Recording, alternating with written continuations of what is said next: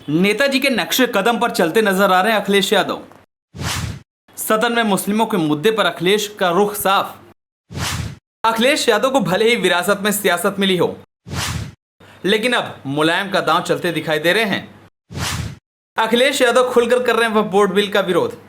चलिए आपको बताते हैं। अखिलेश यादव ने लखनऊ के बजाय दिल्ली का सियासी अखाड़ा भले ही अपने लिए चुन लिया हो, लेकिन फोकस उत्तर प्रदेश के समीकरण को साधने का है। यूपी में 37 लोकसभा सीटों के साथ सपा के सबसे बड़े पार्टी बनने के बाद अखिलेश अब अपने मुस्लिम वोट बैंक को लेकर किसी तरह का कोई रिस्क लेने के मूड में नहीं है।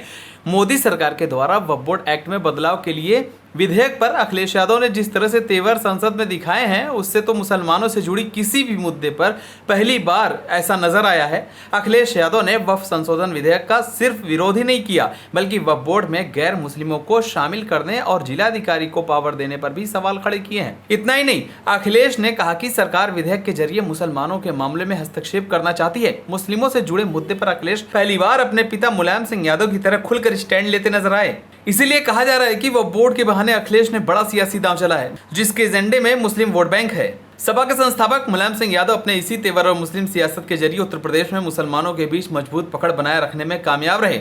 सीएम रहते हुए मुलायम सिंह यादव ने अयोध्या में बाबरी मस्जिद को बचाने के लिए कार सेवकों पर गोली चलवा दी थी। इसी स्टैंड से मुल्ला मुलायम तक कहा जाने लगा। मुलायम ने 90 के दशक में जनता दल से अलग समाजवादी पार्टी का गठन किया था, जिसके बाद उनका सियासी आधार मुस्लिम और यादव बने। एमवाई समीकरण के चलते मुलायम सिंह यादव 3 बार यूपी के मुख्यमंत्री बने और 1 बार अखिलेश यादव यूपी की सत्ता पर विराजमान हुए। अखिलेश यादव को भले ही विरासत में सियासत मिली हो, लेकिन वो अपनी छवि को मुलायम सिंह से अलग बनाने में जुटे हुए थे। इसके चलते ही अखिलेश मुस्लिमों से जुड़े मुद्दे पर मुखर होते हैं, लेकिन बहुत ज्यादा मुखर नहीं रहते हैं। वो सपा के कद्दावर मुस्लिम चेहरा रहे आजम खान पर खुलकर स्टैंड नहीं लेते हैं। पिछले 10 सालों में मुसलमानों से जुड़े कई ऐसे मामले सामने आए हैं, लेकिन अखिलेश यादव खुलकर सामने नहीं आ सके। सीएए और एनआरसी का मुद्दा रहा, या फिर मुस्लिमों के घर पर चले बुलडोजर का। इसके बाद भी मुस्लिमों का वोट सपा को एक मुश्त मिलता रहा।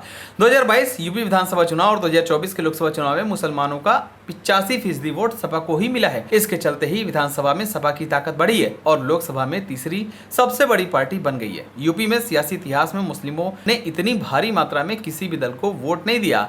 ऐसे में मोदी सरकार वक्फ एक्ट में बदलाव के लिए कदम उठा रही है, तो अखिलेश अपने पिता मुलायम सिंह के सियासी नक्शे कदम पर चलते नजर आ रहे हैं। वक्फ बोर्ड बिल पर अखिलेश यादव ने खुलकर मुसलमानों के साथ खड़े होकर सियासी संदेश देने की कवायद की है। लोकसभा में वक्फ विधेयक बिल पर चर्चा के दौरान अखिलेश यादव ने कहा कि यह बिल बहुत सोची समझी रणनीति के तहत लाया जा रहा है। इस विधेयक के जरिए सरकार मुस्लिमों के धर्म मामले में हस्तक्षेप करना चाहती है।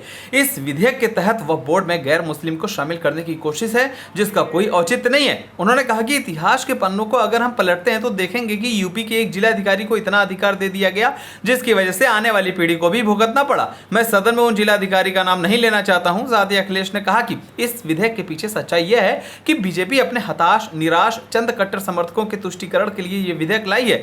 वह विधेयक के लोकसभा में पेश होने से पहले ही अखिलेश यादव ने अपने मुस्लिम सांसदों के साथ फोटो शेयर करके साफ कर दिया था कि वह बोर्ड बिल पर वो खुलकर विरोध करेंगे। उन्होंने कहा कि वह बोर्ड का संशोधन बस एक बहाना है। रक्षा, रेल, नजूल, लैंड की तरह जमीन बेचना निशाना है। वह बोर्ड की जमीनें डिफेंस लैंड, रेल लैंड, नजूल के लैंड के बाद भाजपाइयों के लाभार्थ योजना की श्रृंखला की एक और कड़ी मात्र है। बीजेपी क्यों नहीं खुलकर लिख देती कि भाजपाई हित में जारी।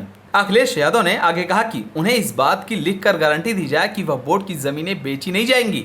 बीजेपी रियल एस्टेट कंपनी की तरह काम कर रही है। उसे अपने नाम में जनता के स्थान पर जमीन लिखकर नया नामकरण कर देना चाहिए। भारतीय जनता पार्टी अखिलेश यादव वह बोर्ड के बहाने मुसलमानों के साथ ऐसे ही नहीं खड़े हैं, बल्कि सपा की सियासी मजबूरी है। उत्तर प्रदेश में 22% के करीब मुस्लिम है। ऐसे में मुस्लिम मतदाता अगर सपा से छिटका तो अखिलेश यादव के भविष्य की राजनीति के लिए सियासी संकट खड़ा हो सकता है। इसकी वजह यह है कि सपा का सियासी आधार मुस्लिम वोट पर टिका है। अगर यह वोट छिटक कर बसपा या फिर किसी मुस्लिम पार्टी के साथ जाता है तो निश्चित तौर पर अखिलेश की टेंशन बढ़ सकती है।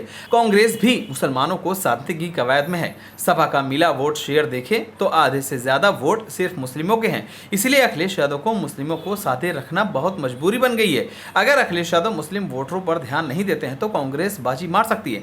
बहरहाल अब देखने वाली बात होगी कि क्या अखिलेश यादव अपने इस नए फार्मूले पर कामयाब हो पाते हैं या नहीं। आप सभी को क्या लगता है हमें कमेंट कर जरूर बताएं। अगर आप नए तो हमारे चैनल को सब्सक्राइब करें।